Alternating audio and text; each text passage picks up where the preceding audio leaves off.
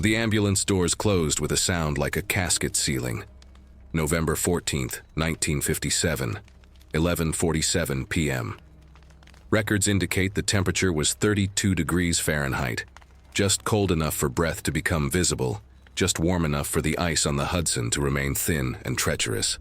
Ella Thompson sat between two orderlies, whose faces she could not remember.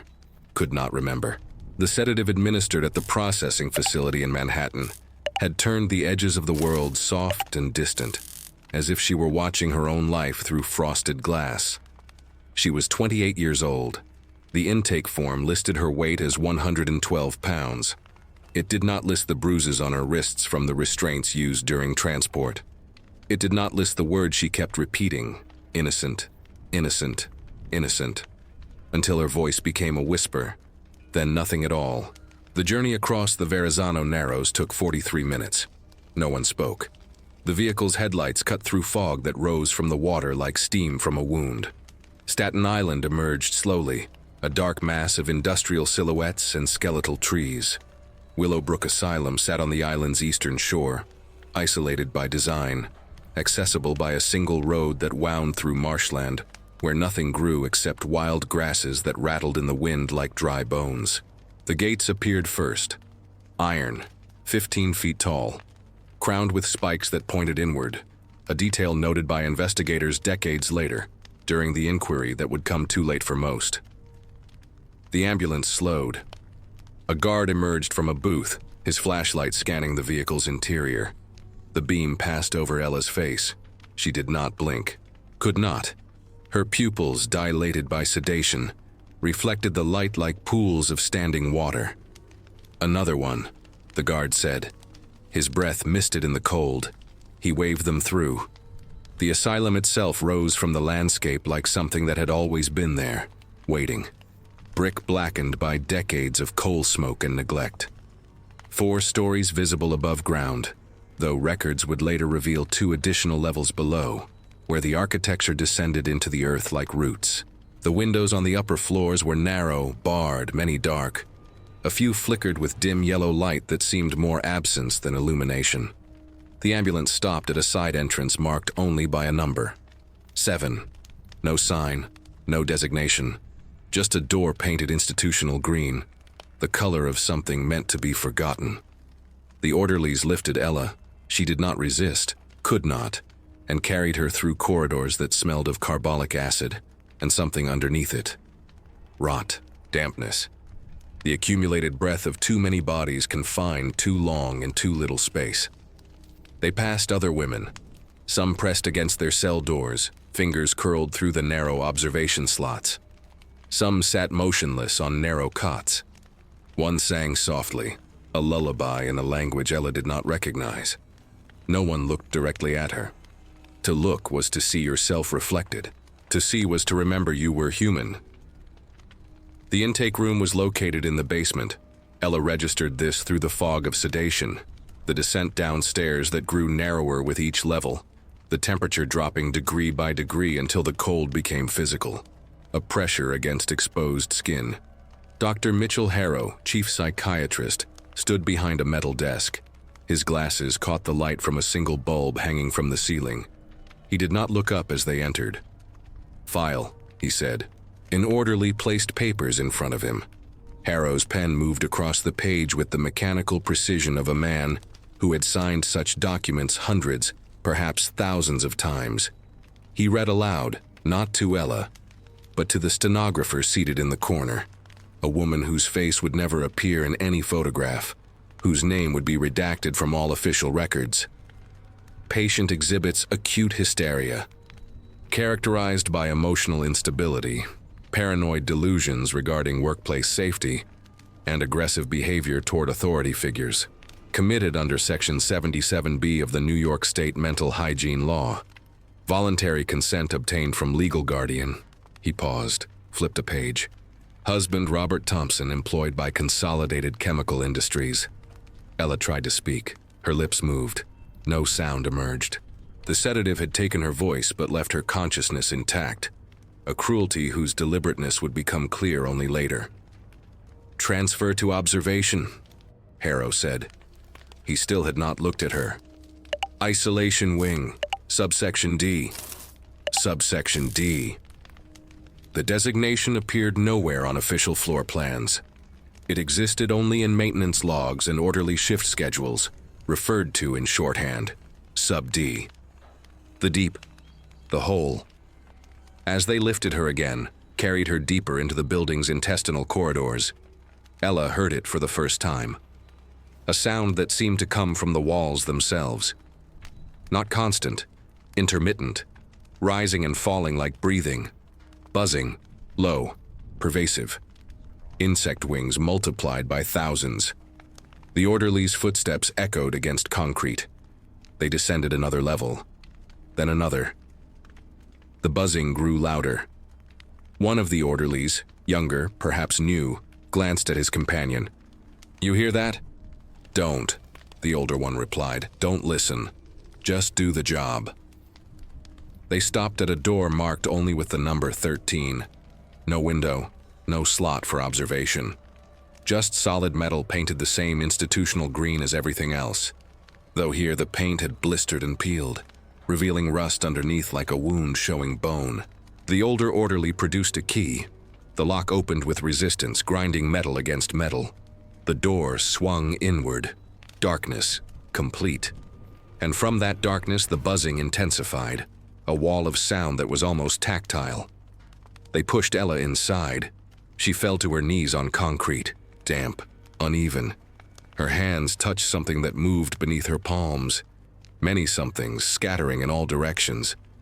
The door closed, the lock turned, footsteps receded, and in the absolute darkness of what would come to be known, though never officially documented, as the insect cell, Ella Thompson's eyes adjusted slowly to reveal walls that moved, ceiling that pulsed, floor that breathed with the accumulated mass of countless lives smaller than mercy, older than compassion, patient as institutional neglect. She opened her mouth to scream. The first cockroach crawled across her lips. Before she became patient 4471, before the diagnosis that erased her name, Ella Thompson was a weaver. Not of cloth, though she worked the looms at Pennsylvania Textiles Incorporated, but of something more dangerous. Hope, solidarity.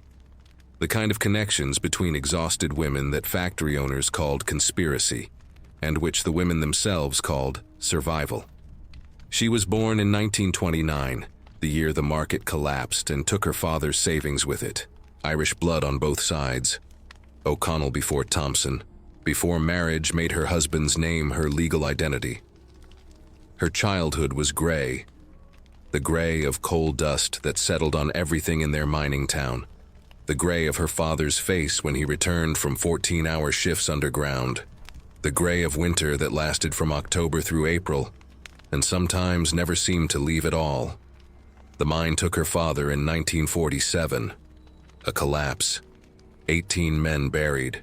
The company called it an accident. The widows called it murder. Ella was 18, old enough to understand that the difference between those two words was measured in compensation paid or denied. She married Robert Thompson 3 months later. A practical arrangement. He worked for Consolidated Chemical Industries as a floor supervisor. Steady income, respectability. A small house in Johnstown with running water and heat that worked most of the time. What passed for security in those years when security was a luxury reserved for the comfortable, and comfort was a word that didn't translate into Irish or desperation. The textile factory hired her in 1952. She was 23. The work was mechanical, threading looms, monitoring tension, repairing breaks in the endless streams of fabric that would become dresses, sheets, curtains. Things for homes where women didn't work, standing 12 hours under fluorescent lights that made everyone look sick even when they weren't. But Ella had learned something from watching her father's shoulders curve under the weight of extraction, from seeing her mother's hands twist into claws from washing other people's laundry. She had learned that survival required more than endurance. It required coordination. She began small. A word here, a question there. How much are you paid? Do you know you're owed overtime? Did you know there's a law about breaks? Information passed between looms like thread, invisible to management. strong as steel when woven correctly.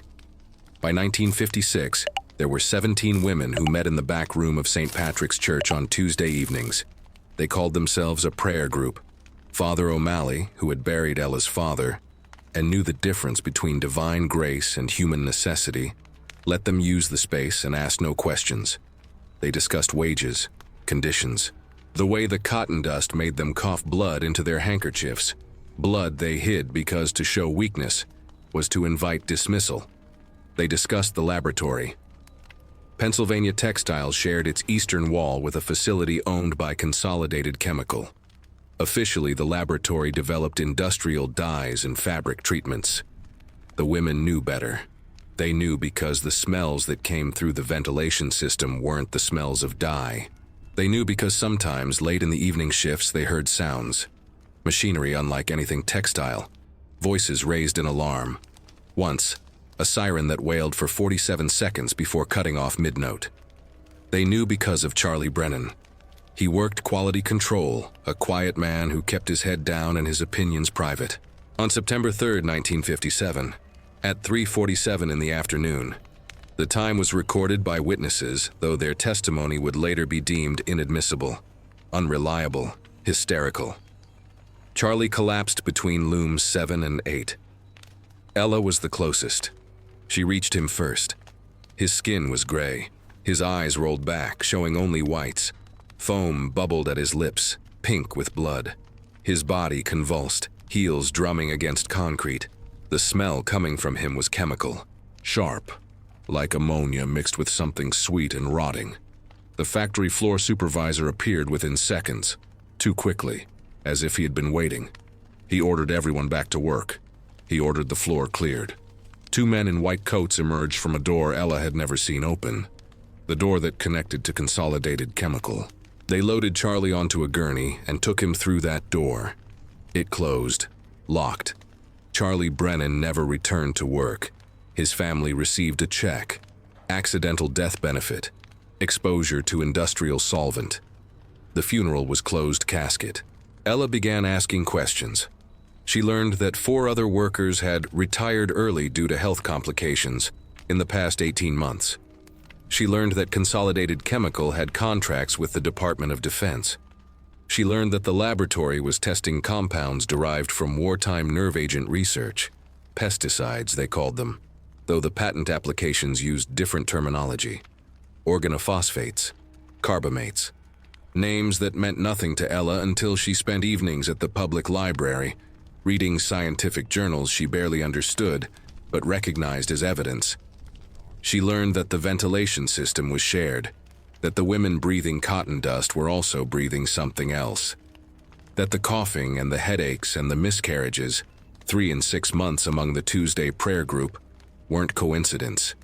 She took her evidence to the union representative. He told her she was mistaken. She took it to the county health inspector. He told her the facility had passed all safety reviews. She took it to the local newspaper. The editor told her it was interesting but insufficiently sourced. She took it to the women.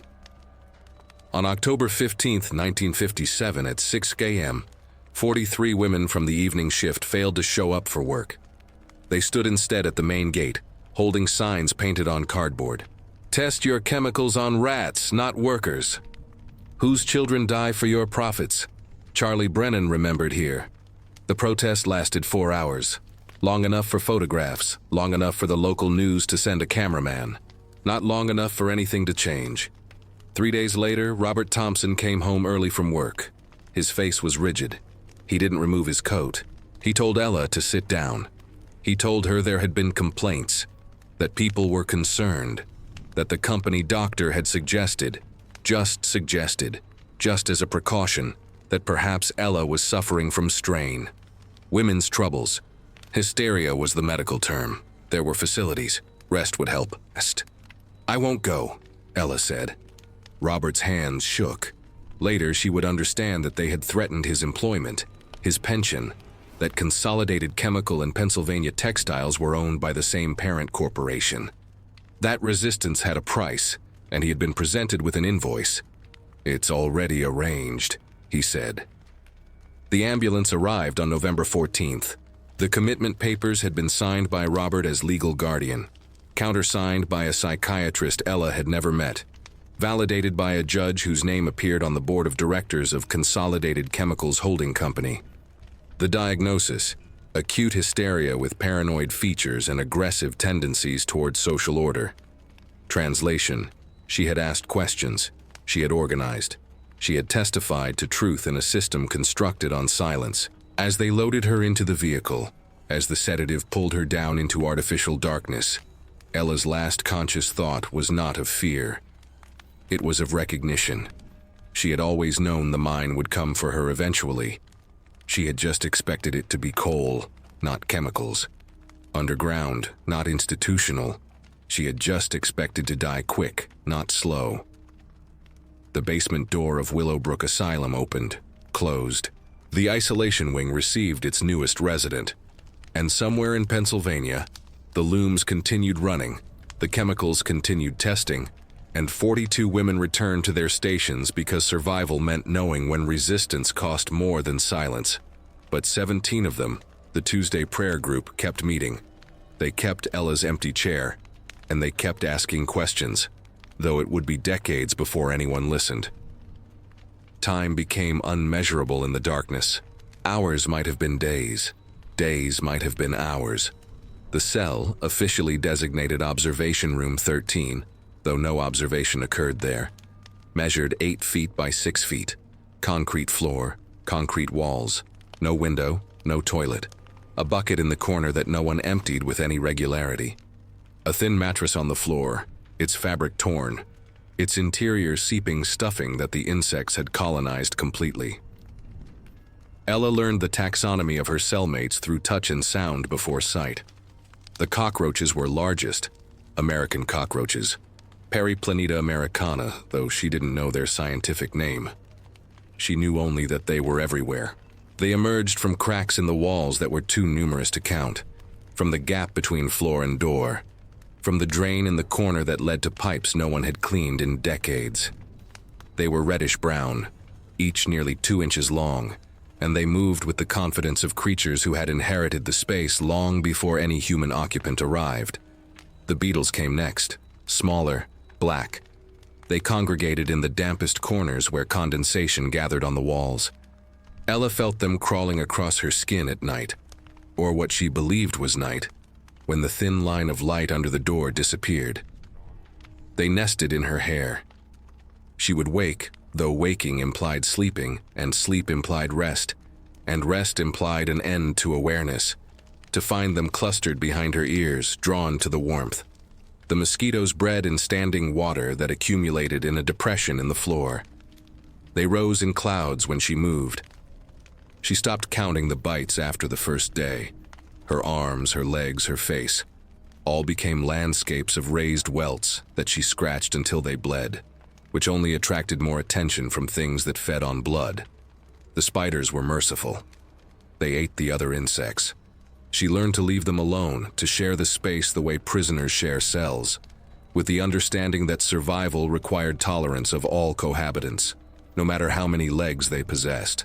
On the third day, though this designation is approximate, extrapolated from later testimony, an orderly opened the door. Light flooded in, so bright after the darkness that Ella couldn't open her eyes. A tin plate scraped across the concrete. Bread. Hard. Probably days old. A cup of water, plastic. The orderly's face was covered with a cloth tied across his nose and mouth. Protection against the smell. He didn't speak, didn't look at her directly. The door closed within 15 seconds. Ella crawled to the food. The cockroaches had already found it. She ate anyway. Hunger was more powerful than disgust. She drank the water in 3 swallows, knowing it would be 12 hours, 24 hours, 48 hours before more came. Hydration was rationed like everything else in Willowbrook, like mercy, like hope. She began to recognize individual guards by their footsteps in the corridor outside. There were 3 who worked the isolation wing on rotating shifts. The first walked heavily, boots striking concrete with the rhythm of someone who had done this work too long to think about it anymore. The second moved quickly, nervously, keys jangling against his belt. The third, the youngest, she surmised from the lighter footfall, walked slowly, sometimes stopping outside her door as if listening. It was the third guard who spoke to her first. Day 7, or 9, or 12. He slid the food plate through and paused. "You shouldn't be down here," he said. His voice was young, mid-20s, an accent she couldn't place. Southern, maybe. Rural. Ella tried to respond. Her voice emerged as a croak. Disuse and insect bites on her throat had made speech difficult. "Why?" she managed. "I read your file," he continued, speaking quickly, as if afraid of being overheard. "You're not like the others. You're not—" He stopped. Footsteps approached from deeper in the corridor. "I'm sorry," he whispered. The slot closed, but he had given her something more valuable than food. Acknowledgement. Recognition that she was human, that she had a file, that her presence here was notable enough to warrant apology. She clung to that word, sorry, through the hours that followed. Through the sensation of cockroaches exploring the inside of her ears. Through the fever that came on the 8th or 10th or 14th day, brought on by infected insect bites or contaminated water, or the simple accumulation of filth that no human body could withstand indefinitely. Through the hallucinations that began shortly after, visions of the factory floor, of Charlie Brennan convulsing, of Robert's face when he signed the papers. On what she estimated to be day 15, she found the note. It was wedged in a crack in the wall, about 2 feet from the floor. Her fingers brushed it while feeling along the concrete, a habit she had developed to maintain spatial awareness in the darkness. Paper. Folded tight. Damp but intact. She brought it to the thin line of light under the door, unfolded it carefully. The handwriting was shaky, written in pencil that had nearly faded. My name was Dorothy Keene. I was 34 years old. I was here 8 months. If you find this, know that I saw them. I saw what they put in the air. I saw the barrels. I saw the labels. Nerve Agent 447. Storage code, subsection D. They are testing it. On us.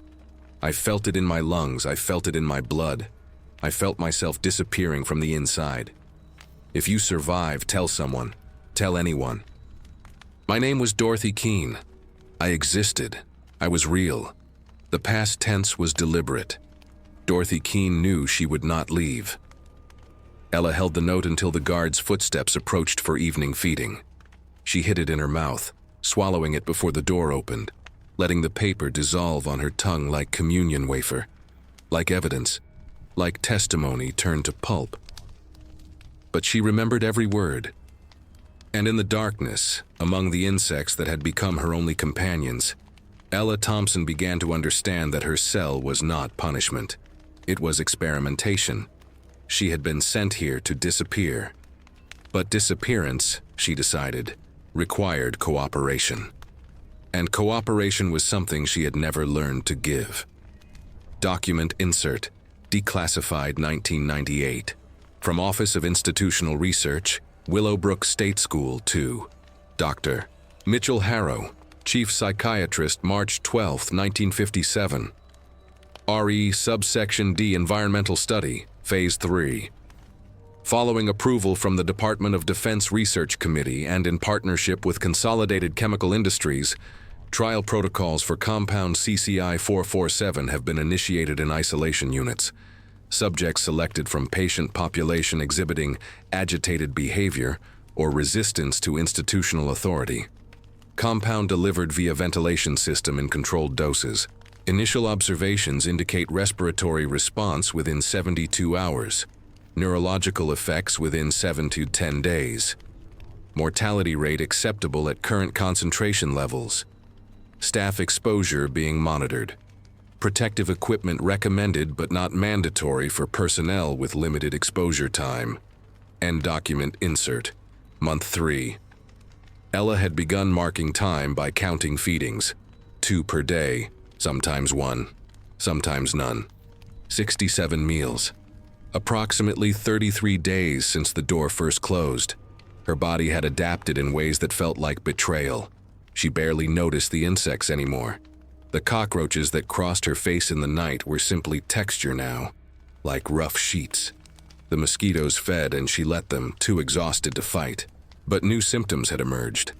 A cough that started shallow and became deep, rattling in her chest like stones in a jar.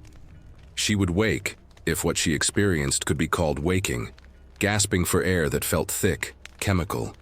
The smell in the cell had changed. Beneath the rot and the waste and the accumulated insect pheromones, something else had crept in. Sweet. Industrial. Like the smell from the Consolidated Chemical Laboratory, but concentrated, inescapable. Her hands trembled.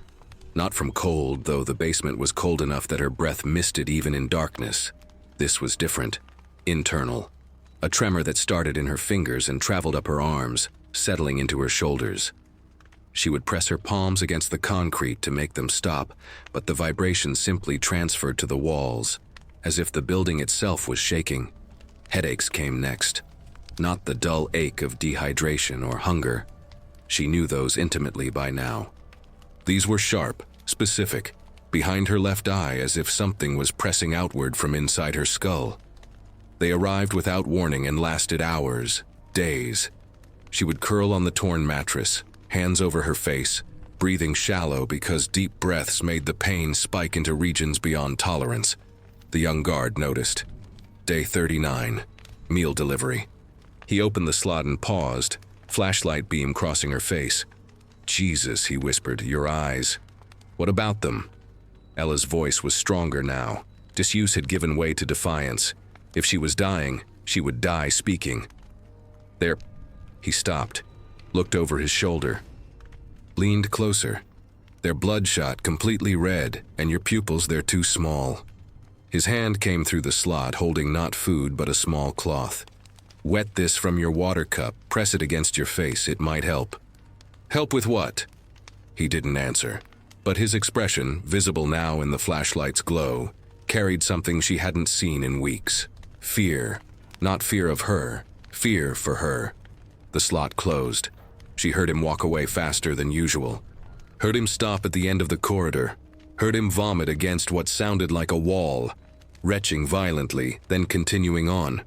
She wet the cloth, pressed it to her eyes. The coolness was temporary relief from pain that had become permanent. When she removed it, the cloth was stained pink. She was bleeding from her tear ducts. Small amounts, enough to color the water, enough to explain the guard's reaction. That night, or what she designated as night, she heard voices in the corridor. Multiple, urgent, coming closer. She pressed her ear against the door. Third one this month. Concentration levels must be not supposed to affect staff, that's what they said. Harlan's been coughing for 2 weeks straight. Bonus pay isn't worth. The voices stopped outside her door. Keys rattled. The lock turned. Ella scrambled backward as the door opened and 3 figures entered, backlit by corridor lights, faces obscured. 2 orderlies, 1 man in a white coat. Doctor, he wore a surgical mask. The orderlies wore cloth tied across their noses. The doctor carried a clipboard and a flashlight. He shined it directly into Ella's face without warning. She flinched. He grabbed her chin, tilting her head up. His fingers were cold, latex gloves. He examined her eyes, her throat, pulled down her lower lip to inspect her gums. Open your mouth, he ordered. She hesitated. One of the orderlies stepped forward. She complied. The doctor shined the light inside, made a notation on his clipboard, released her chin. Elevated symptoms, consistent with Phase 3 projections. Continue monitoring. He turned to leave. What are you doing to me? Ella's voice was raw, desperate. What's in the air? The doctor paused, turned back. Even behind the mask, she could see his eyes narrow. Treating you, he said. You're mentally ill. The treatment is necessary. I'm not ill. I was hysterical, he interrupted. Paranoid, delusional. It's all documented. He tapped his clipboard. You should be grateful we're attempting cure rather than permanent institutionalization. Cure? Ella laughed. The sound came out broken, half cough. You're poisoning me. That's the paranoia speaking. He nodded to the orderlies. Note in the file, patient exhibiting verbal aggression and persistent delusions of conspiracy. Recommend continued isolation and increased sedation protocols. They left. The door closed. Locked. Darkness returned. But Ella had seen something in the flashlight beam before they left. On the doctor's hands. On the orderly's exposed wrists, small lesions, red, weeping. The same kind that had begun appearing on her own skin 3 days prior. They were being poisoned too. Staff and patients. Anyone who spent time in subsection D was being exposed. The difference was that staff rotated out, changed shifts, went home to breathe clean air. Patients stayed, absorbed the compound continuously until their bodies broke down or adapted or simply stopped. The young guard, she still didn't know his name, returned hours later, unscheduled. She heard him approach slowly, stopping at each cell in the corridor. When he reached hers, he didn't open the slot. He simply stood there, breathing heavily. She could hear it through the door. Labored. Wet. "Hey," she whispered. "You still there?" A pause, then, "Yeah." His voice was thick, congested. "How long have you worked here?" 6 months. "You're sick." "I know."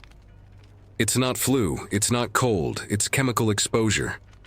Silence long enough that she thought he had left. Then, "I know that too." "Then why?" "Because I need the job," he said. Bitter, resigned. "Because I got a wife and a baby coming and this place pays better than anything else around. Because I thought..." He coughed, violent, long. When he could speak again. "I thought I could handle it. Thought it was just basement duty. Nobody told us about the air. What's your name?"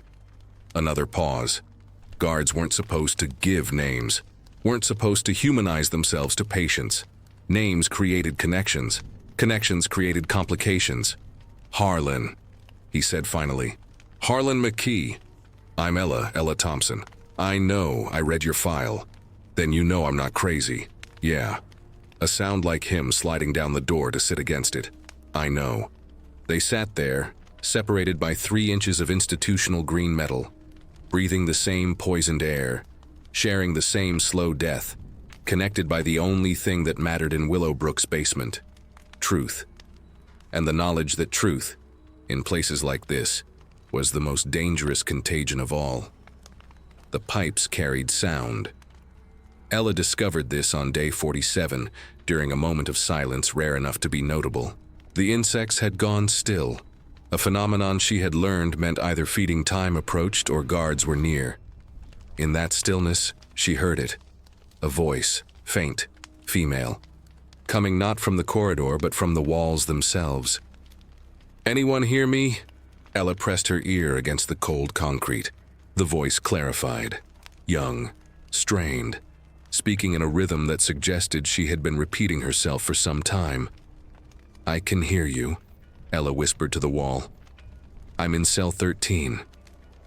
The voice stopped. A pause long enough that Ella thought she had imagined it. Then, oh God, there's someone. I'm in 19. My name is..." Static. Water running through pipes somewhere. "Can you understand me?" "Yes. My name is Ella. How long have you been here?" I can't..." The voice cracked. "What month is it?" "I think it's January, maybe February." Time had become theoretical, but if she counted correctly from November, assumed consistent feeding schedules, extrapolated from the quality of cold seeping through the walls. Winter. Deep winter. "I've been here since September." The voice was clearer now, as if the woman had found the optimal position to speak through the plumbing. They told my editor I had a breakdown, that I was making up stories, that I was..." "Hysterical?" Ella supplied. "Yes." A sound like crying, but dry. No tears left. "You too?" "Yes." Over the following days, they developed a system. Speaking was risky. If guards heard, punishment followed. Ella had learned this from the screams that occasionally echoed from other cells, cut short by what sounded like batons striking flesh. But the pipes offered cover. Running water masked voices. Early morning, between 4 and 6 a.m. when shifts changed and attention lapsed, was safest. The woman in cell 19 was named Margaret Finch, 26 years old, journalist for the Queen's Herald. She had been investigating disappearances of women from Willowbrook, patients admitted but never discharged. Families told their loved ones had been transferred to facilities that, when Margaret called, had no record of receiving anyone. She had tracked 7 such cases, had interviewed families, had begun connecting Willowbrook to Consolidated Chemical through shared board members. They came to my apartment, Margaret whispered through the pipes on the 3rd night of their communication. 2 men. They said I was disturbing institutional order, said if I continued there would be consequences. I didn't stop, so they... Her voice broke. My own father signed the papers. They told him I was having delusions. Showed him a psychiatric evaluation I never gave. He believed them. He actually believed them. Ella understood. Betrayal by family wasn't rare in Willowbrook. It was protocol. Easier to commit someone when relatives cooperated. Cheaper than legal challenges. There are others, Margaret continued. I've heard them. Cell 17 is, she taps on the pipe sometimes. 3 taps. 4 taps. I think it's code, but I don't know what. Ella listened that night. Heard the tapping. Rhythmic, deliberate, not random. She had worked with machinery long enough to recognize patterns. 3 taps, pause. 4 taps, pause. 2 taps, pause, repeat. Morse code, SOS. The oldest distress signal, still relevant, still true. She tapped back. 333-444-333. Heard immediate response. The tapping accelerated, as if whoever was sending it had been waiting weeks, months for anyone to answer. By the end of the 2nd week of communication, Ella had identified 5 distinct voices in the pipe system. Margaret in 19. The tapper in 17 who eventually identified herself through the pipes as Anne Kowalski. No age given, no crime. Committed by her husband after she filed for divorce and threatened to expose his affair with his secretary. Cell 22 held Lucia Reyes, Spanish-speaking, limited English, but enough to communicate that she had been institutionalized after reporting sexual assault by her employer. No investigation, just commitment. Cell 16 was Sarah Brennan. The name made Ella's breath catch. Brennan, she whispered into the pipes. Any relation to Charlie Brennan? He was my brother. Sarah's voice was hollow, destroyed. He died. Chemical exposure at Pennsylvania Textiles. I tried to sue. Tried to file wrongful death. The company, they said I was grief-stricken. Mentally unstable, judge signed the order. I've been here 14 months.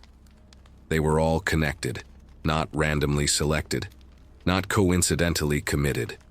Every woman in subsection D had been a threat, had asked questions, had witnessed something, had refused to stay silent.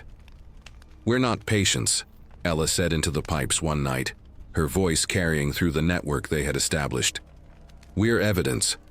They're keeping us here because we know things, because we saw things, or because we could expose things, Margaret added.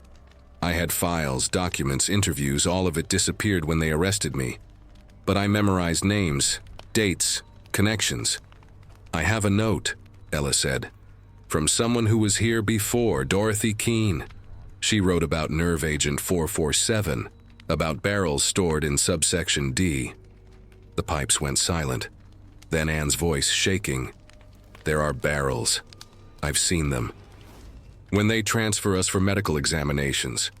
In the room at the end of the corridor, steel drums, labels in code, and the smell. Industrial pesticide, Ella finished. Derived from wartime nerve agents. They're testing it. On us, through the ventilation system. That's why we're sick, Sarah said. That's why the guards are sick. It's in the air we breathe. But we're getting higher concentrations, Margaret said, her investigative instincts still intact despite months of isolation. Because we never leave. We absorb it continuously. We're human trials, Ella said. The words tasted like poison, like truth. Willowbrook isn't a hospital, it's a laboratory, and we're the experiment. The implications settled through the pipe system like sediment through water. Heavy, undeniable. They were being murdered slowly, scientifically, with documentation and funding and government approval. Their deaths would be written off as natural complications of mental illness. Their bodies would be buried in unmarked plots. Their names would be redacted from all records except the ones kept in filing cabinets that would themselves be destroyed once the research concluded. "We need to document this," Margaret said. "Somehow. If we all die here, the truth dies with us." "I've been scratching notes into the walls," Anne said, "with a piece of metal from my bed frame, names, dates, everything I remember." "I've been memorizing," Lucia said, her English careful, accented. "In my language. In English. So maybe someone someday finds truth." Ella thought of Dorothy Keane's note, dissolved in her mouth. Words turned to pulp, but the memory remained. Memory was evidence too. "I'm going to survive this," Ella said to the pipes, to the women listening, to herself. "And when I do, I'm going to tell everyone. I'm going to name names. I'm going to expose every person who signed off on this. Every doctor, every administrator, every board member, every..." Footsteps in the corridor. Multiple, heavy, coming fast. The pipes went silent. Every cell, every woman, holding breath, holding hope, holding on. The footsteps stopped at cell 17, keys, door. Anne's scream, sharp, sudden, cut off. Sounds of struggle. Men's voices. Said no communication. Found scratches in the walls. Solitary within solitary. Then silence. The kind that meant something worse than death. The kind that meant isolation absolute. Sensory deprivation. The rooms they called refrigerators, where temperature dropped and sound ceased, and time unmade itself.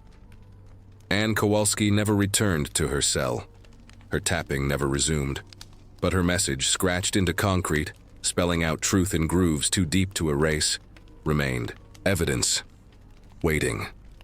Harlan McKee stopped coming to work on February 3, 1958. Ella marked the absence by the change in footsteps. The heavy boots returned, the nervous jangle of keys, but not the slow, deliberate walk of the young guard who had given her his name, who had acknowledged her humanity when everyone else had chosen blindness. He returned on February 10th. She knew his footstep immediately, but it had changed. Slower, unsteady, the sound of someone navigating through pain, through illness, through the progressive failure of a body that had absorbed too much of what subsection D released into the air. The food slot opened, a plate scraped through, but this time something else came with it. A folded piece of paper tucked under the bread. Ella waited until the slot closed, until his footsteps receded. Then she unfolded it. The handwriting was shaky, letters formed with obvious effort. "They told me I have pneumonia. Company doctor said I need rest, but I know what this is. I've seen it in the patients, in you. My hands won't stop shaking. I cough blood every morning. My wife says I talk in my sleep now. Say things that don't make sense. Numbers, chemical formulas, names of people I don't know, except I do know them. I've seen them on intake forms. Women who came through here and never left. I went through files, medical records, the ones they keep locked in Harrow's office. I waited until night shift, used the master key. Found documentation going back to 1955.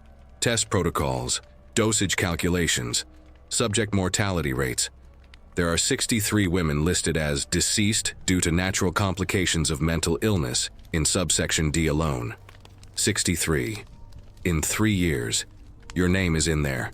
Patient 4471. Assigned to experimental group 7. High exposure protocol, expected survivability. 4 to 6 months. They're waiting for you to die, Ella.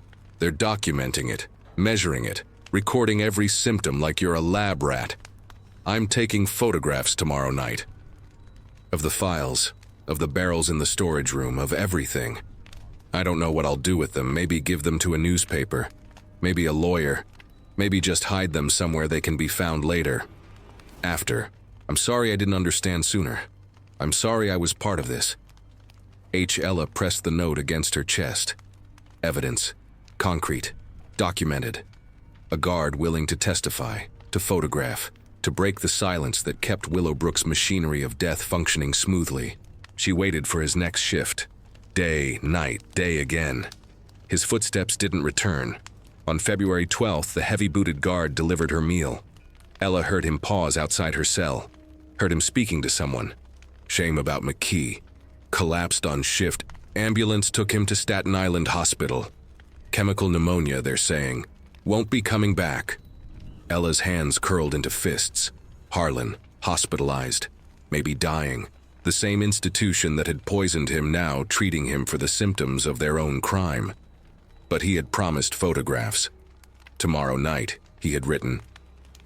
That was 3 days ago. Had he succeeded before collapsing? Had he hidden them? Or had someone discovered what he was doing?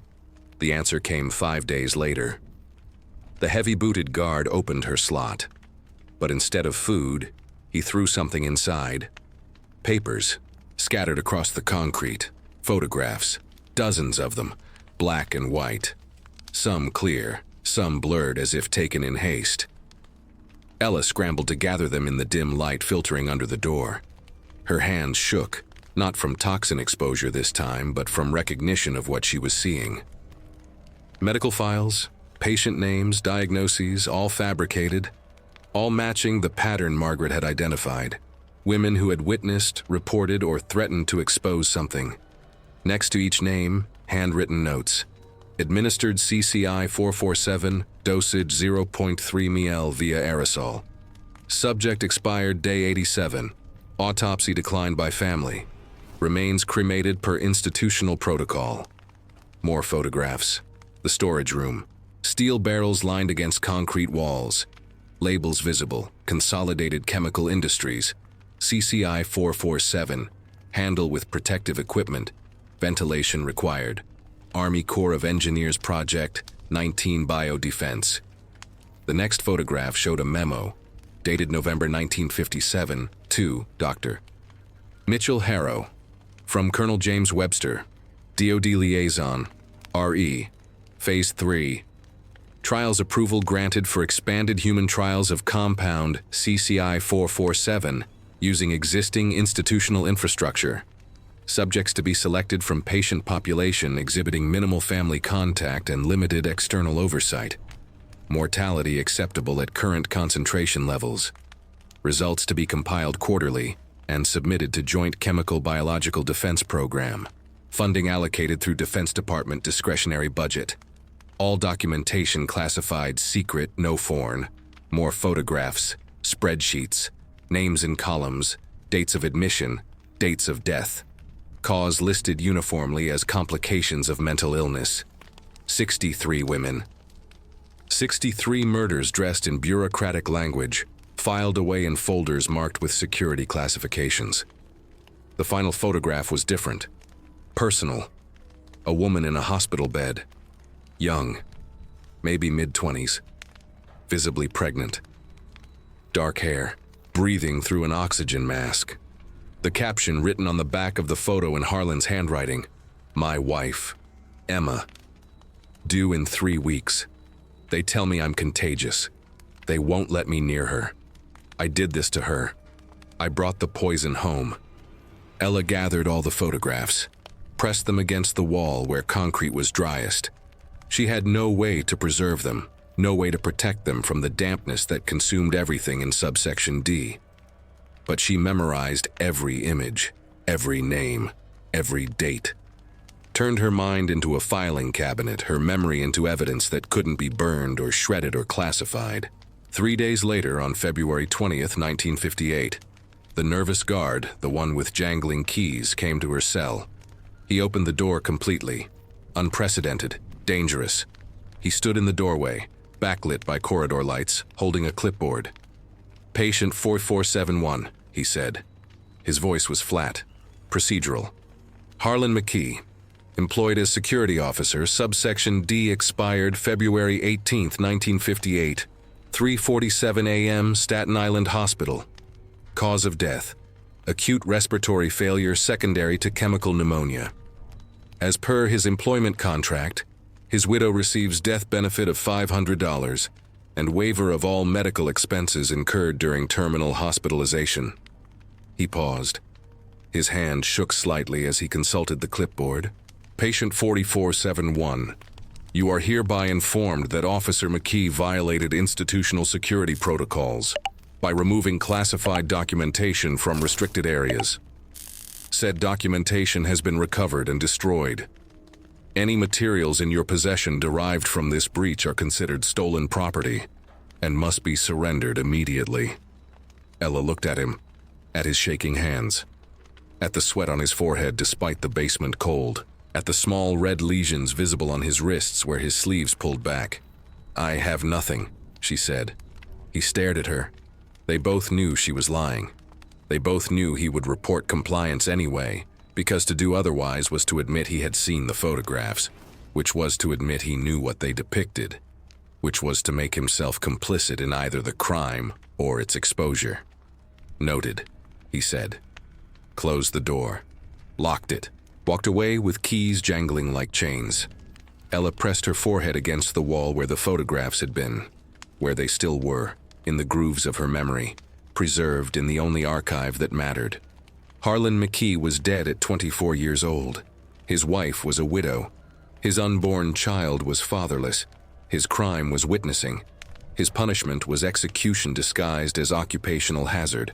But his photographs remained, in Ella's mind, in the testimony she would give, if she survived, when she survived, because surviving had become more than escape. It had become obligation. Month 6. Month 7. Month 8. Time had become geological, measured not in days but in layers of suffering that accumulated one atop another, until the weight threatened to compress Ella into something unrecognizable. Something that had once been human, but had been processed, refined, reduced to data points in a spreadsheet labeled Subject Mortality Progression, High Exposure Cohort. Her skin had become landscape of the institutional violence. The insect bites had scarred, leaving raised tissue that itched perpetually. But beneath those visible wounds, others had formed. Lesions that wept clear fluid, bruises that appeared without impact, blood vessels rupturing under skin that had become thin as tissue paper. Her hair fell out in clumps matted with grease and insect eggs. She stopped trying to maintain any semblance of hygiene. The bucket in the corner overflowed. No one emptied it with regularity anymore. The guards, rotating faces, none staying long in subsection D, had stopped pretending this was healthcare. The cough had evolved. What began as irritation had become productive, bringing up matter that was sometimes blood, sometimes mucus streaked with black, sometimes both. Each coughing fit left her curled on the mattress, ribs aching from the violence of her own body trying to expel poison that had already saturated every cell. Sleep became hallucinatory. She would close her eyes and find herself back in the textile factory, watching Charlie Brennan convulse on the floor, except now he had her face. Or she would be home in the mining town of her childhood, watching her father descend into the earth, except the mine shaft was her cell and he never emerged. The dreams and waking blurred until she couldn't distinguish which state she inhabited. Once, she spent what felt like hours conversing with her mother, who had been dead since 1952. The conversation felt real, substantial. Only when the guard's footsteps echoed in the corridor did the ghost dissolve, leaving Ella alone with the certainty that her mind was beginning to break under the pressure of months without sunlight, without human contact, without anything except concrete and insects and chemical-saturated air. But even as her body deteriorated, her mind maintained one function with obsessive clarity: documentation. She scratched into the walls with a piece of broken concrete. Names, dates, the contents of Harlan's photographs, chemical formulas she had memorized, contract numbers, everything she could preserve in permanent form before the toxin claimed her cognitive functions completely. The walls of Cell 13 became testament, archive. The concrete absorbed her testimony, sentence by sentence, carved shallow but readable by anyone who looked close enough. Document insert, internal memo, discovered 1998. From Dr. Mitchell Harrow, To Administrative Board, Willowbrook State School. March 15, 1958. RE Phase 3 results. Preliminary. 6-month data indicates promising refinement of compound. CCI 447 delivery mechanisms. High exposure subjects demonstrating consistent symptomatic progression. Respiratory degradation. Dermatological breakdown. Neurological impairment. Mortality curve trending as projected. Recommend continuation of current protocols through month 9 to establish comprehensive endpoint documentation. Of note, staff exposure rates have increased. 7 guards hospitalized in past quarter. 1 fatality. McKee, H. Recommend enhanced protective equipment and reduced shift duration in high concentration areas. However, budgetary constraints may necessitate acceptance of calculated staff attrition as operational cost. Subject 40471 continues to demonstrate unexpected resilience, now entering month 7 at exposure levels that typically produce subject termination by month 5. Cognitive function appears degraded, but not eliminated. Physical deterioration significant but not yet terminal. Psychological evaluation indicates persistent resistance to institutional authority. Recommend observation continuation to establish upper threshold of human tolerance to compound. End document insert.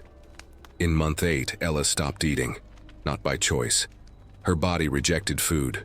The bread would enter her mouth and emerge minutes later, her stomach convulsing, unable to process anything except water, and sometimes not even that. She lost weight she didn't have to lose. Her hip bones became knives. Her wrists became matchsticks. The guards noticed. She heard them discussing it outside her door. Can't weigh more than 70 pounds. Harrow says let it progress naturally. Naturally.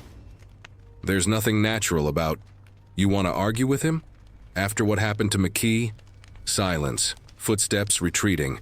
The institutional imperative. Don't question. Don't intervene. Don't acknowledge that what you're witnessing is murder disguised as medicine. The women in the pipe system had gone quiet. Margaret's voice had ceased around day 180. Sarah's tapping stopped around day 200. Lucia still whispered occasionally in Spanish, prayers mostly, her voice growing fainter each week.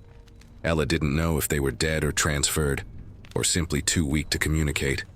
She tried not to think about it. Thinking about their silence meant confronting the likelihood of her own. On day 237, she had scratched a mark into the wall for every feeding, a calendar of survival. Something changed. The smell in her cell intensified. Not the usual chemical sweetness, something else. Acrid. Burning. She pressed her face to the gap under the door. Smoke. Faint but present. Voices in the corridor panicked. Leak in storage. Barrels compromised. Evacuate the... Can't. Harrow says leave them. They'll die. They're already dying. That's the point. The smoke thickened. Ella could taste it. Chemical. Toxic. She pressed the damp cloth Harlan had given her months ago against her face. It helped minimally. The insects in her cell reacted to the smoke, cockroaches scattering in patterns of panic she had never observed before. Even they understood. This was worse than baseline exposure. This was acute contamination. Hours passed. The smoke eventually cleared. But the damage had been done. Ella's breathing, already compromised, became agonal, ragged gasps that brought in minimal oxygen. She lay on the mattress, unable to move, watching the ceiling pulse with shadows that might have been real, or might have been her brain failing. The slot opened. A hand reached through. Not delivering food, delivering something else, an envelope. It fell to the floor beside her face. She lacked the strength to reach for it immediately. Lay there breathing, breathing, breathing. When she finally moved, her muscles screaming protest, she managed to grasp the envelope. Pull it open. Inside, a photograph and a note. The photograph showed a woman at a desk, professional, mid-30s, dark hair pulled back, eyes sharp, intelligent. Behind her, visible on the wall, framed a journalism degree, a press pass, awards. The woman was looking directly at the camera with the expression of someone accustomed to asking questions others didn't want to answer. The note, handwritten in careful script. My name is Rebecca Oakes, New York Independent. I received an anonymous letter 3 weeks ago, postmarked from Staten Island. It contained names, your name, others, claims of illegal human experimentation. I've been investigating.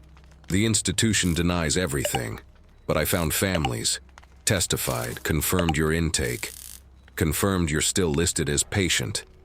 I don't know how to get this to you except through someone inside who I'm paying more than his conscience is apparently worth. If you're reading this, you're alive, which means you're evidence. Stay alive. I'm working on extraction, legal channels, judicial review. It takes time, but I'm not stopping. Someone knows you're there. Someone is coming. R. Oakes. Ella held the photograph, studied the woman's face, memorized it the way she had memorized everything else. Names, dates, chemical formulas, the contents of Harlan's photographs, the voices of women in the pipes who had gone silent. Someone was coming. Maybe. Eventually. If Rebecca Oakes could navigate the labyrinth of institutional protections and legal barriers and bureaucratic resistance that kept places like Willowbrook operating, if Ella survived long enough to be rescued. She pressed the photograph against her chest, against the heart that still beat despite everything designed to stop it, and whispered to the walls, to the insects, to the ghost of Harlan McKee and Dorothy Keene, and all the women whose names she had carved into concrete. Hold on, not a prayer, a command, to herself, to her body, to the part of her consciousness that wanted to surrender to the relief of ending. Hold on. Because somewhere outside these walls, someone was asking questions. Someone was refusing to accept institutional silence. Someone was doing what Ella had done in the textile factory, organizing resistance, documenting abuse, refusing to let inconvenient truth stay buried. Month 8 became month 9, and Ella Thompson, patient 4471, experimental subject, inconvenient witness, silenced woman, continued breathing, one toxic breath at a time. Month 9, day 263. Ella woke. If the transition from unconsciousness to consciousness could still be called waking, to the sound of metal scraping metal. Not the usual food slot, something else. Lower, at floor level.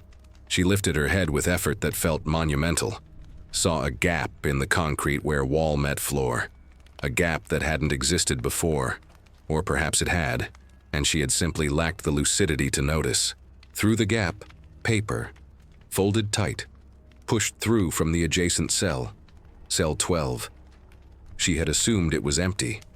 Most cells in subsection D sat vacant now. The experimental cohort had been depleted by what records would later term natural attrition, bureaucratic language for murder documented in triplicate. Ella crawled the 3 feet to the wall. Each movement was negotiation with a body that had begun shutting down non-essential functions. Her fingers closed around the paper, pulled it through, unfolded it in the thin light under her door. The handwriting was shaky but legible. You're the one they're watching. Patient 4471. I've heard them talking. I've heard. You've survived longer than anyone in high exposure protocol. They don't understand why. I think I do. You're documenting. I've heard you scratching the walls, preserving evidence. That gives you purpose. Purpose keeps you alive when body wants to quit. I'm Dr. Helen Vasquez, not a patient staff. I tried to report what I saw here, what Harrow was doing.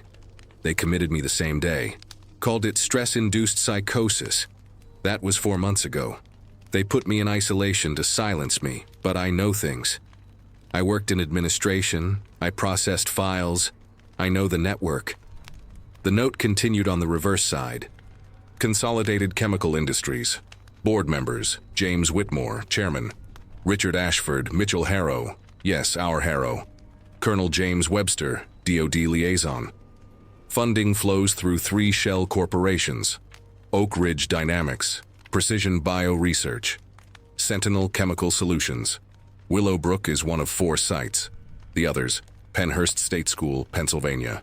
Sonoma State Hospital, California, Woodbine Colony, New Jersey, all running parallel experiments, different compounds, different delivery methods, same objective: develop incapacitating agents for military deployment, non-lethal in theory. In practice, you know what they are in practice. Estimated total subjects across all sites, 847 patients. Estimated current survivors, 94. You need to memorize this, all of it, because if either of us gets out, this is what we testify. Ella read the note 3 times, committed every name to memory, every corporation, every location. The architecture of conspiracy was larger than she had imagined. Willowbrook wasn't aberration. It was system, organized, funded, replicated across multiple states. She scratched the information into her walls, added it to the growing archive of testimony carved into concrete. Then she pushed her own note through the gap, written on the back of Rebecca Oakes's letter using a piece of charcoal she had salvaged from a cigarette butt one of the guards had dropped weeks ago. Journalist investigating. Rebecca Oakes, NY Independent, has names, families confirming admissions, working on extraction. If you know legal process, do you know how long judicial review takes? Hours later, or perhaps minutes, time having lost all reliable measurement, Dr. Vasquez's response came through: months, maybe years. Institutional protections are extensive. They'll argue patient confidentiality, medical necessity, national security if they have to. Oakes will need more than testimony. She'll need documentation, physical evidence, proof. The files are in Harrow's office, 3rd floor. But they're moving them. I heard administrators talking. They're purging records, destroying evidence, creating new files with sanitized information. They know someone is investigating. Ella stared at the words. Evidence being destroyed. The photographs Harlan had taken, confiscated, burned. The women in the pipes, silenced by death or transfer. The walls she had carved, scheduled for demolition once subsection D was emptied and closed, which records indicated would occur by summer 1958. They were erasing the crime as it continued, eliminating witnesses, sanitizing documentation. By the time Rebecca Oakes navigated legal channels, there would be nothing to find except official records showing that Willowbrook State School provided compassionate care to mentally ill patients, some of whom sadly succumbed to the complications of their pre-existing conditions. Another note came through the gap, this one shorter. There's going to be an inspection. State Board, April 7th. 3 weeks. They'll tour the facility. They won't come down here, they never do. But there will be more people, more movement, more confusion. If there's ever a chance for something to get out, it's then. Ella understood what Dr. Vasquez was suggesting. Not escape. Neither of them possessed the physical strength to flee even if doors were left open. But evidence. Something concrete. Something that could reach Rebecca Oakes or another journalist or a lawyer willing to challenge the institution. Over the following days, Ella and Dr. Vasquez developed a plan through notes passed through the gap. It was desperate, improvised, built on dozens of assumptions that might all prove false. But it was action, and action was the only antidote to the passivity that institutions like Willowbrook required from their victims. On April 3rd, 4 days before the scheduled inspection, the door to cell 12 opened. Ella heard struggling. Dr. Vasquez's voice. "No, you can't. I have rights." A guard's response. "You signed them away when you went crazy, Doc." "I'm not. I never was. This is illegal detention." The sound of baton striking flesh. A body falling. The door closing, locking, then silence. Ella pressed her face to the gap. "Helen," whisper, urgent. "Helen, are you—" No response. She tried again. And again. Hours passed. Nothing. She didn't know if Dr. Vasquez was unconscious, dead, or had been transferred to one of the refrigerator rooms where sound ceased and time stopped. The note came through the gap at midnight, blood-stained. Shaking handwriting. "They're separating us, moving me tomorrow. Told me I'm being transferred to intensive treatment, which means I'm being disappeared, same as the others. I'm giving you everything I know. Every name, every corporation, every site, every chemical compound designation. Memorize it, carry it. You're stronger than me, you'll outlast this. You have to. My name is Dr. Helen Vasquez. I was born in 1925 in El Paso, Texas. I graduated medical school in 1950.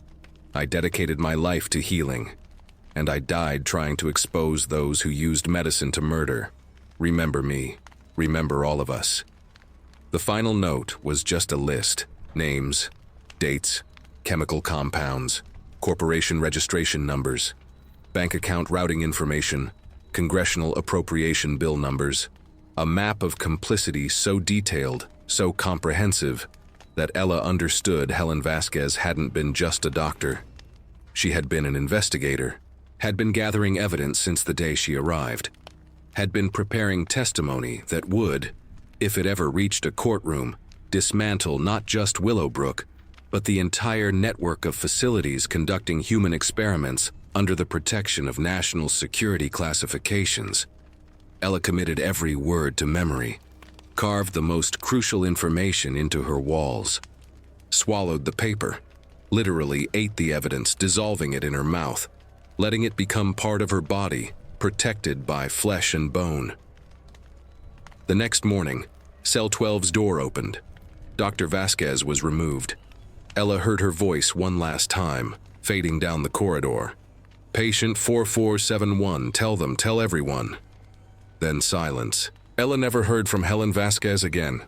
Records would later show she was transferred to Woodbine Colony in New Jersey, where she died 6 weeks later of complications from severe mental deterioration.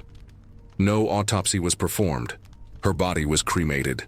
Her family received notification and a death certificate that mentioned nothing about Willowbrook, nothing about chemical exposure, nothing about the testimony she had been preparing. But her words lived. In Ella's memory, in the walls of Cell 13, in the network of evidence that connected Willowbrook to Pennsylvania, to California, to New Jersey, in the map of institutional murder that stretched across state lines and congressional appropriations and corporate board meetings. The inspection came on April 7, 1958. Ella heard voices above, footsteps on upper floors, polite conversation, tours of sanitized wards where patients had been coached, where walls had been painted, where everything demonstrated compliance with care standards. No one came to subsection D. No inspector descended to the basement where the real work of Willowbrook occurred. But something changed that day. A shift in routine, a momentary lapse in security. A food slot opened in the wrong cell at the wrong time. A maintenance worker who shouldn't have been in the isolation wing but was, carrying tools, leaving a door unlocked for 17 seconds.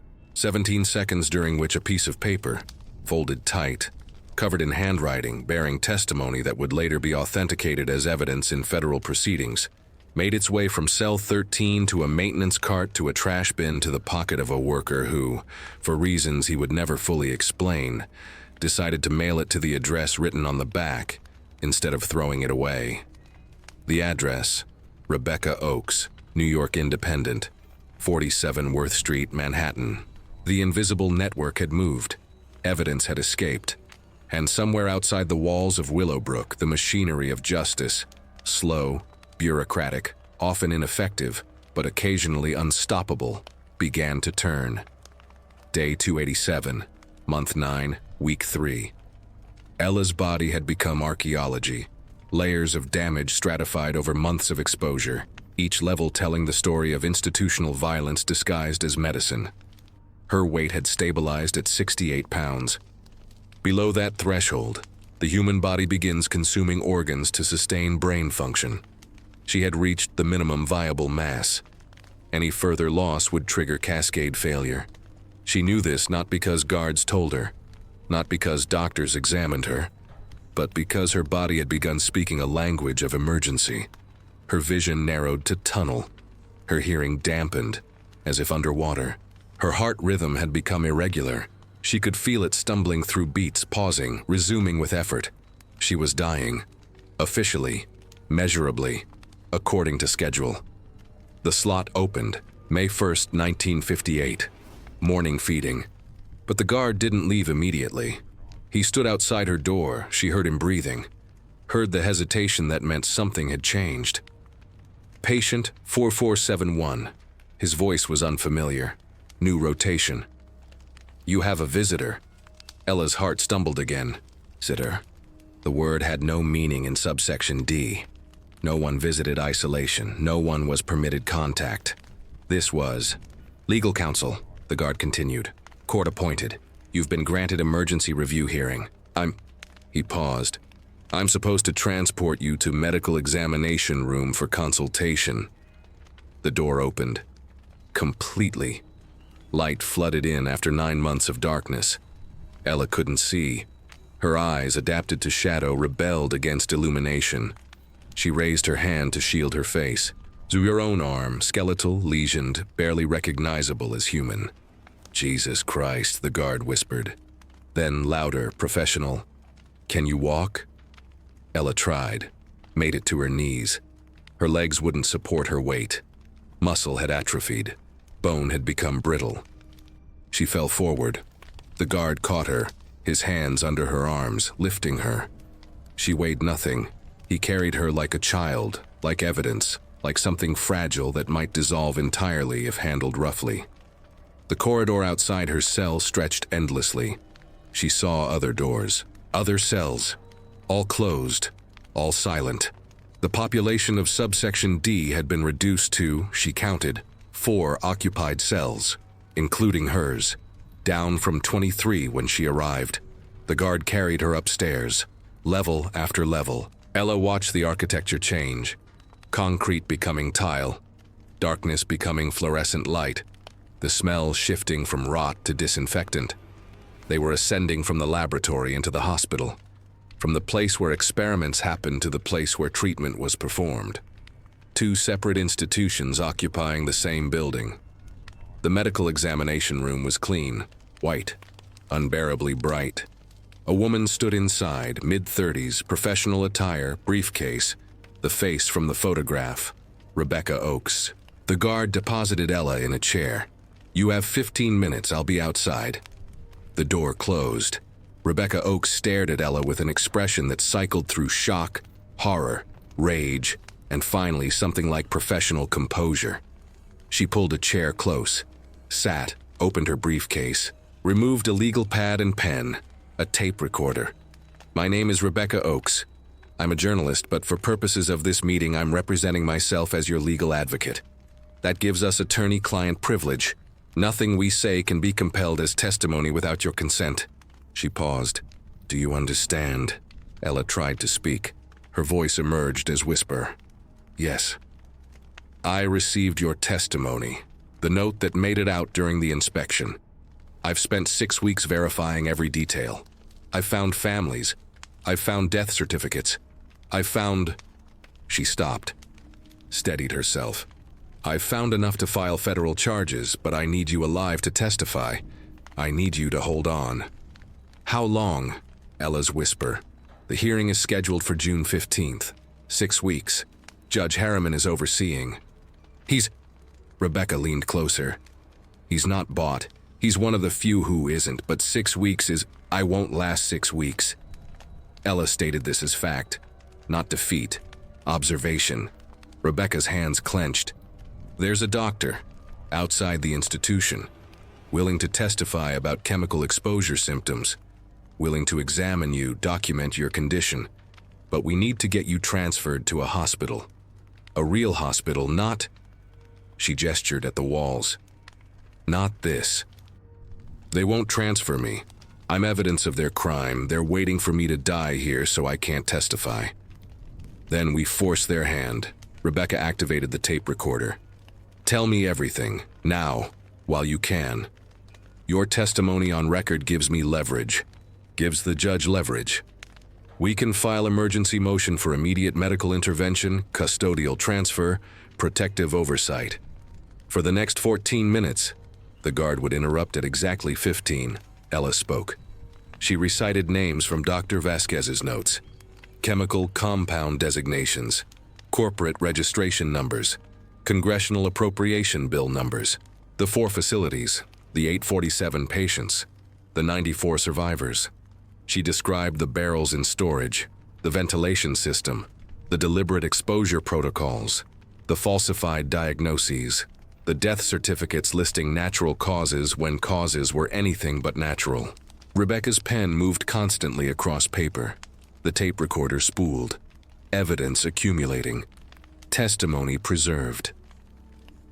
At minute 14, Ella's voice failed. Not from exhaustion, from physiological breakdown. Her throat had begun swelling shut, allergic reaction to her own damaged tissue triggered by prolonged speech. She gasped, couldn't breathe. Rebecca stood, pounded on the door. "Guard, medical emergency, she needs—" The door opened. The guard entered with 2 orderlies. They assessed Ella's breathing. One produced a syringe, epinephrine, administered it directly into her thigh. The swelling reduced. Air returned. Ella gasped, coughed, survived. "Interview terminated," the guard said. "Patient returns to cell." "She needs hospitalization," Rebecca argued. "Look at her. She's dying." "That's above my authority, ma'am. You'll need to file proper paperwork." They carried Ella back down the stairs, back through corridors of increasing darkness, back to cell 13, deposited her on the mattress. The door closed, locked. But something had changed. Rebecca Oakes had seen her, had documented her condition, had recorded her testimony. The evidence had been witnessed by someone outside institutional control. That night, through the pipes, Ella heard a voice. Faint. Female. She didn't recognize it. Someone new in the isolation wing. Or someone who had been silent until now. "Did she come, the journalist?" Ella pressed her lips to the pipe. "Yes." "Did you tell her?" "Everything." Silence. Then, "Good. That's good. What's your name?" "Does it matter? We're all the same here. Numbers, subjects, things they're waiting to die." "It matters," Ella said. "Your name is evidence that you existed, that you were real, that what they did to you was crime, not treatment." A pause. Then softly, Maria Chen. I was a chemist. I worked at Consolidated. I found discrepancies in their safety reports. I reported them. They committed me 3 days later. I'm Ella Thompson. I was a weaver. I organized women. I testified about chemical exposure. They committed me the same week. Are we going to die here, Ella? Ella thought about Rebecca Oakes, about the tape recorder, about the judge who wasn't bought, about the hearing in 6 weeks that she might not survive to attend. Maybe, she said. But if we do, we die witnessed. We die documented. We die with testimony preserved. That's more than most get. That's not much. No, Ella agreed. It's not. But it's something. They sat in their separate cells, connected by pipes, sharing poisoned air, surviving one breath at a time, holding on not because holding on promised rescue, but because letting go meant the institution won. And neither of them had learned how to surrender. Not yet. Not while breath remained. Temporal shift. Present day, 2025. The file arrived at the National Archives in 1999, 17 years after Willowbrook State School officially closed its doors. It came in a box marked Institutional Records, Staten Island, MyC. Among discharge papers and budget reports and maintenance logs, an archivist named Catherine Wells found a sealed manila envelope. The seal had been broken, resealed, broken again. Someone had opened it multiple times. Someone had been unable to look away. Inside, photographs, testimony transcripts, legal documents, and a cassette tape labeled in precise handwriting. Thompson, E. Interview 5158, R. Oakes. Catherine Wells listened to the tape. Then she made copies, filed the originals according to protocol, sent the copies to the Department of Justice, to human rights organizations, to journalists who specialized in institutional abuse, to anyone who would listen to a voice that had been silent for decades. The voice was rough, damaged, struggling to breathe between sentences, but it was clear, detailed, damning. Document insert, Federal Court Findings, 1958. Case number 58 CR 2847, United States v. Consolidated Chemical Industries et al. The court finds sufficient evidence to establish that between 1955 and 1958, defendants engaged in systematic human experimentation without informed consent, in violation of the Nuremberg Code, federal criminal statutes, and basic human dignity. Testimony provided by surviving patients, corroborated by photographic evidence and internal documentation, demonstrates deliberate exposure of institutionalized individuals to toxic compounds designated CCI 447, an organophosphate nerve agent derivative. The court notes with particular gravity the case of Ella Thompson, patient 4471, whose testimony, preserved despite defendants' efforts to prevent her survival to trial, details conditions constituting torture as defined by international conventions. However, the court acknowledges that patient Thompson did not survive to testify in person. She expired June 3, 1958, 2 weeks before scheduled hearing, of respiratory failure secondary to prolonged chemical exposure. Her death, while officially attributed to complications of mental illness, constitutes homicide under applicable statutes. End document insert. Ella Thompson died at 5:23 a.m., alone in cell 13, on a Tuesday morning when the basement was quiet and the guards were changing shifts. No one was present. No final words were recorded. Her body was discovered during morning rounds, processed according to institutional protocol, cremated within 48 hours. She was 28 years old. She had been incarcerated for 6 months and 20 days, 197 days of deliberate poisoning, of systematic dehumanization, of institutional murder disguised as medical treatment. But she had survived long enough, 13 days longer than expected according to the exposure protocols, long enough to testify, long enough to name names, long enough to create a record that couldn't be entirely destroyed. The trial proceeded without her. Rebecca Oakes testified instead, presenting the tape recording, the photographs Harlan McKee had taken, the notes that had been smuggled out during the April inspection. Other survivors testified. Families testified. Medical experts examined the chemical compounds and confirmed their toxicity. Forensic specialists analyzed the ventilation systems and documented the exposure mechanisms. The verdict came down in October 1958. Guilty on 47 counts of human experimentation without consent, 23 counts of involuntary manslaughter, 18 counts of conspiracy to commit murder. Dr. Mitchell Harrow was sentenced to 25 years in federal prison. He served 11 before being released on medical parole. He died in 1973. His obituary made no mention of Willowbrook. Consolidated Chemical Industries was dissolved, its assets liquidated, distributed among victims' families as compensation. The amounts averaged $12,000 per death. Market valuation of a life destroyed by corporate profit. The other 3 facilities, Pennhurst, Sonoma, Woodbine, were investigated. Similar evidence was found. Similar convictions were secured. The entire network was dismantled. Publicly. Officially. The United States government issued formal apology in 1994, acknowledging that human experimentation had occurred in state-funded institutions under the guise of psychiatric treatment, but some things remained buried. Of the 847 patients documented across 4 facilities, only 94 survived to trial. Of those 94, only 31 testified. Of those 31, most died within 5 years. Bodies too damaged by chemical exposure to recover, even with treatment. By 1970, only 7 survivors remained. By 1990, 3. By 2010, 1. Her name was Maria Chen, the chemist from Consolidated who had found discrepancies in safety reports, who had been committed 3 days after reporting them, who had shared pipes with Ella Thompson in the final weeks of Ella's life.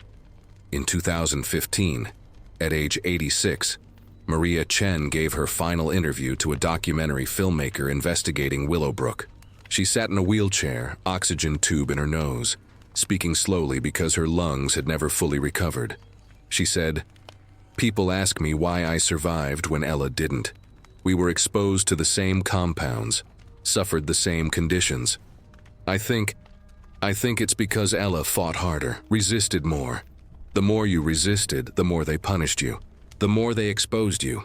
Ella never stopped fighting, never stopped documenting, never stopped telling truth. That's why she died. And that's why she mattered. Maria Chen died 6 months after that interview, the last living survivor of subsection D, the last witness to what happened in the basement of Willowbrook State School between 1955 and 1958. But the evidence survived. The photographs, the testimony, the walls of cell 13, which were photographed before demolition, preserving Ella's carved testimony, names, dates, chemical formulas, corporate connections, the complete map of institutional murder. In 2003, a memorial was erected on the site where Willowbrook once stood, a plaza of black granite, names carved in stone, 847 of them, including Ella Thompson, 1929, 1958. She testified when silence was safer.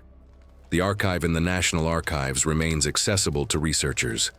Box 47, Section DW, Files 1955-1958. Anyone can request it. Anyone can read Ella's testimony. Anyone can listen to the tape recording of a woman dying from institutional violence, using her last breaths to name her killers. That is what survived. Not her body, not her life, not the future she should have had. Marriage, children, decades of living in a world that had been made slightly safer by her sacrifice. What survived was truth, documented, preserved, undeniable. And in 2025, 67 years after Ella Thompson died in a basement cell covered in insects and soaked in poison, her story emerged again, not in academic journals, not in legal proceedings, but in the testimony you are reading now, in the careful reconstruction of what happened to women who were erased, in the deliberate act of remembering when forgetting would be easier. These were not mentally ill patients who died of natural complications. These were witnesses who were murdered to protect profits. These were women who asked questions in a system that demanded silence. These were humans who were treated as expendable, disposable, forgettable. But they were not forgotten. Not entirely. Not while archives survive. Not while researchers dig through boxes marked miscellaneous. Not while journalists like Rebecca Oakes refuse to accept institutional denials. Not while documentarians ask surviving witnesses to speak one last time. Not while we remember Ella Thompson, Dorothy Keene, Helen Vasquez, Sarah Brennan, Margaret Finch, Anne Kowalski, Lucia Reyes, Maria Chen, and 839 others whose names fill that memorial plaza, whose lives were stolen, whose deaths were documented, whose truth emerged despite everything designed to bury it. They were silenced, but silence is temporary. Archives are forever, and now you know, you carry their testimony. You are the next link in the chain of witnessing that began in 1958 with Rebecca Oakes listening to a dying woman speak truth into a tape recorder.